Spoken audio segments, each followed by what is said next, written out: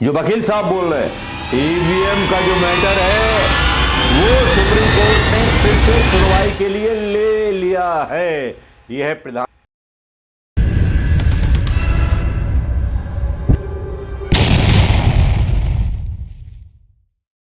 यूं ही गर्मी गर्मी की बात है और गर्मी के बाद सर्दी आ जाती है, सर्दी के बाद गर्मी और गर्मी के बाद आ जाती है बरसात। दोस्तों यही कहानी चलती रहती है, हिंदुस्तान में बदलती कहां है।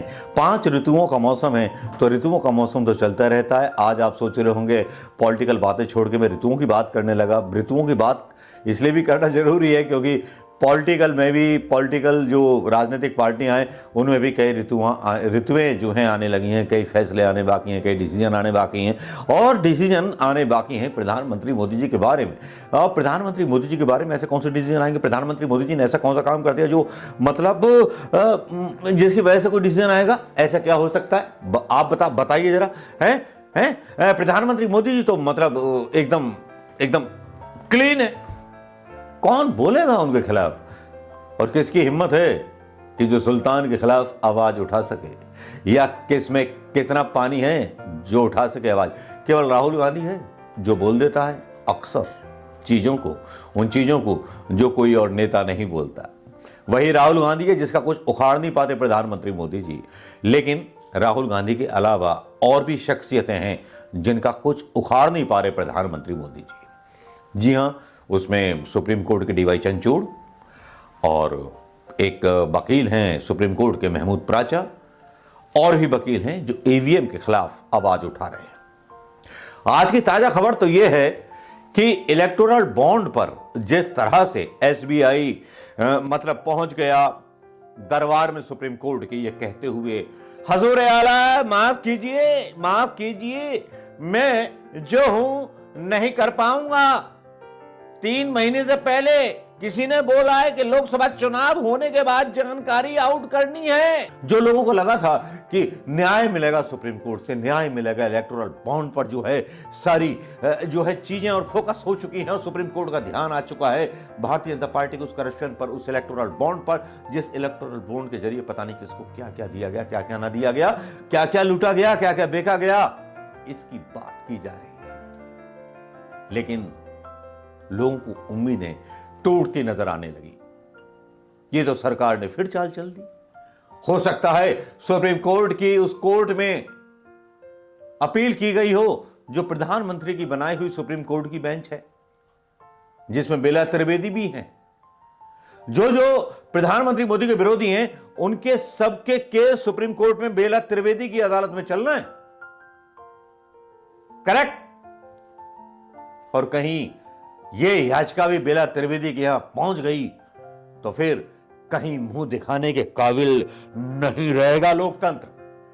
काला हो जाएगा हिंदुस्तान का चेहरा, काला हो जाएगा उस लोकतंत्र का चेहरा, काला हो जाएगा बाबा भीमराव अंबेडकर का वो लिखा हुआ संविधान के पन्नों का चेहरा, जो कभी लिखा था हिंदुस्तान को शान से जीने के लिए, अपना हक मांगने के लिए।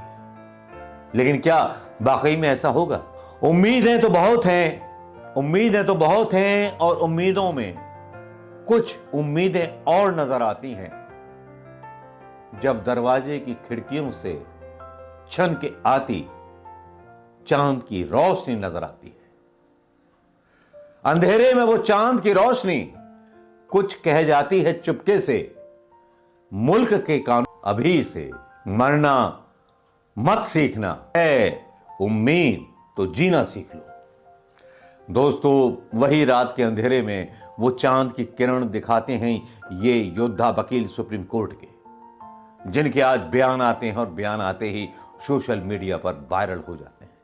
पत्रकार उनसे पूछते हैं कि साहब क्या हुआ क्या नहीं हुआ। महमूद प्राचा लाजवाब, जिन्होंने एक मुहिम छेड़ रखी है ईवीएम के खिलाफ। लेकिन ये बात मतलब राहुल गांधी को भी बोलनी चाहिए अपने मुंह से। कई फ्लॉज हैं कांग्रेस के अंदर भी, उसके बारे में बात करेंगे।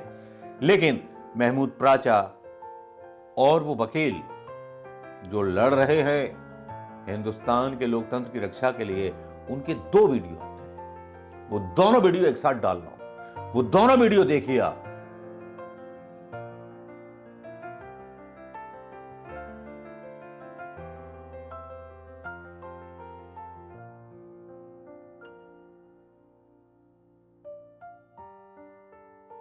शायद अभी भी भारत में कानून और संविधान का राज बाकी है और एसबीआई के लोग ईमानदारी से 3 हफ्ते तक तो कम से कम दे ही देंगे ये सारी डिटेल्स। ये डिटेल्स क्या है? इसमें अमित शाह साहब जेल जाएंगे, इसमें मोदी जी जेल जाएंगे, इसमें मोहन भागवत जी जेल जाएंगे, इसमें नड्डा जी जेल जाएंगे, इसमें वो सारी शेल कंपनियां अडानी अडवाणी की वो और अडानी और अंबानी की जेल जाएंगी। दूसरी गुजरात की शेल कंपनीज जेल में जाएंगी जिन्होंने ये मनी लॉन्ड्रिंग और हवाला का कारोबार इस इलेक्टोरल बॉन्ड के झांसे और घपले में किया है। कितना बड़ा मनी लॉन्ड्रिंग, कितने बड़े हवाला के कारोबार बीजेपी और आरएसएस के लोगों ने इसके माध्यम से किए हैं, वो सब बेनकाब होना था। सिर्फ बीजेपी ने कितने हजारों करोड़ रुपए आर्म ट्विस्टिंग करके या वादा करके कि तुम हमें इतने पैसे दो और हम तुम्हें ये काम करके देंगे, ये के अलावा भी हवाला का बड़ा कारोबार। आप लोग तो बड़ी खुशी मना रहे थे कि सुप्रीम कोर्ट का बड़ा फैसला, चुनाव से पहले ये डिटेल देनी होगी, डाटा सबके सामने आएगा। अब तो 4 महीने का टाइम फिर मांग रहे थे कि एसबीआई बैंक ने। मैं वही तो कह रहा हूँ, अब तो चुनाव जाएंगे। अब डूबते को तिनके का ही सहारा होता है। जब चारों तरफ अंधेरा था, हम लोगों ने तब भी ये बात कही थी कि सुप्रीम कोर्ट ने ये जो एक ईमानदारी भरा फैसला किया है, और ऐसा बहुत सारे लोग कह रहे हैं देश से और विदेश से, कि ये बहुत दिनों बाद एक अच्छा फैसला आया है। लेकिन तब भी लोगों ने कहा था कि मोदी जी और जो ये बीजेपी और आरएसएस है, ये कुछ ना कुछ बेईमानी घपला करके इसको नहीं पूरा करेंगे, क्योंकि ये लोग चोर हैं और चोरी करने में एक्सपर्ट हैं। वही काम इन्होंने किया। लेकिन ये एक बड़ा अपराध किया है एसबीआई के उन ऑफिसर्स ने। मैं एसबीआई बैंक को बुरा नहीं कह रहा हूं, एसबीआई बैंक के उन ऑफिसर्स ने जिन्होंने मोदी जी, बीजेपी, अमित शाह जी के कहने से ये चोरी की साजिश जो चल रही है देश में, उसको छुपाने की कोशिश की है। अब होगा क्या? सुप्रीम कोर्ट ने अगर अब ये कल ही या आज रात को ये फैसला नहीं कर दिया, क्योंकि सुप्रीम कोर्ट तो रातों रात भी कोर्ट खुलने के लिए जानी जाती है ना हमारी, और इतना इससे बड़ा तो कोई मुद्दा हो नहीं सकता देश में। इससे बड़ा फैसला 5 जजेस ने एक मुंह होकर, एक दिमाग के जो जजमेंट लिखी थी, 2 जजमेंट्स, और दोनों एक जैसी जजमेंट थी। जस्टिस संजीव खन्ना ने दूसरी जजमेंट लिखी थी 4 जजों के साथ अपनी सहमति जताते हुए। तो जो 5 जजों के दिमाग से जो चीज संविधान के साथ चोरी थी, संविधान के साथ धोखा था, संविधान के ऊपर अपराध था, उसको एक एसबीआई का चोर ऑफिसर उसको नकार दे। दूसरा, आप लोगों के माध्यम से मैं पूरे भारत देश की जनता को बोलना चाह रहा हूँ, ऑनरेबल जस्टिस खन्ना की बेंच में फ्राइडे को मैटर, ईवीएम वाली जो सुनवाई का मैटर था, वो लिस्ट हो गया। आइदर फ्राइडे है, आइदर मंडे है, 2 डेटों में फिक्स हो गया है। जिसमें मध्य प्रदेश, छत्तीसगढ़, राजस्थान को लेकर के था, उसमें ईवीएम सारी रिकॉल की जाएंगी, वीवीपैट रिकॉल किए जाएंगे, फिर से रिकाउंटिंग के लिए ऑर्डर है। ये सारी चीजों को लेकर के कोर्ट ने कल ही इस चीज से हमारे मैटर को सुनवाई के लिए तैयार हो गया है। मैटर फ्राइडे को यदि उसमें स्पेस रहेगा तो आइदर फ्राइडे, आइदर मंडे। मैं पूरे भारत देश की जनता से यह बोलना चाह रहा हूँ कि ये दूसरी पिटीशन जो इलेक्शन कमीशन को लेकर के थी, वह भी आ गई है। चलिए अब आप बोलिए। क्या सर सुप्रीम कोर्ट पूछेगा एसबीआई से कि 3 हफ्तों का जो टाइम दिया उसमें कुछ काम किया आप लोगों ने? करेक्ट, ये बात हम लोगों ने पूछा है कि आप लोगों ने डिजिटल इंडिया है, डिजिटल भारत है, डिजिटल वर्ल्ड है, करेक्ट, आपने कितना कलेक्शन किया है? क्योंकि मेजर जो इसमें अमाउंट इलेक्टोरल बॉन्ड्स को किया है, उनमें से कुछ लिमिटेड लोग हैं, आप लोग जानते ही है। हाँ, तो वो सारे 22,000 के आसपास है, उनको अपलोड करने में आपको कितना टाइम लगेगा? मुश्किल से कुछ सबके हैं, वो तो वही तो मैं कहना चाहता हूँ। दूसरा, इसके साथ में सबके आधार कार्ड होते हैं, आप लोग सारे लोग जानते हैं, आधार कार्ड से सबके अकाउंट लिंक है। आज तो आप माने न माने, उनके पास पूरे डेटा है, पूरे भारत सरकार के डेटा हैं। इसके आधार पर ये स्टेट बैंक ऑफ इंडिया ने जो भी करने की कोशिश कर रहा है, वो उसमें सफल नहीं होगा। मैं आपके माध्यम से बोलना चाहता हूँ, पूरे देश के माध्यम से बोलना चाह रहा हूँ, 140 करोड़ की जनता जो है, इस बार 2024 का चुनाव होगा, फ्री और फेयर इलेक्शंस में उसका कंट्रीब्यूशन उसको पता होगा कि हम जिसको वोट दे रहे हैं वह पर्टिकुलर वोट उस व्यक्ति को जा रहा है कि नहीं, इसका भी होगा प्रमाणित।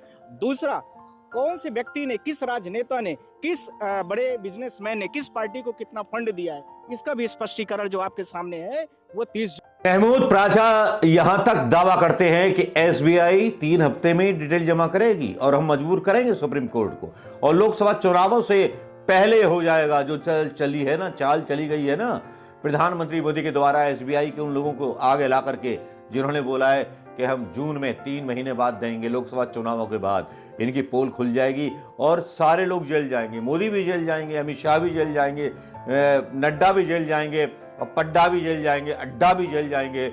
ये महमूद प्राचा ने बहुत क्लियर कर दिया, क्योंकि इलेक्टोरल बॉन्ड में भारतीय जनता पार्टी का वो तोता बसता है जिसका नाम है भ्रष्टाचार।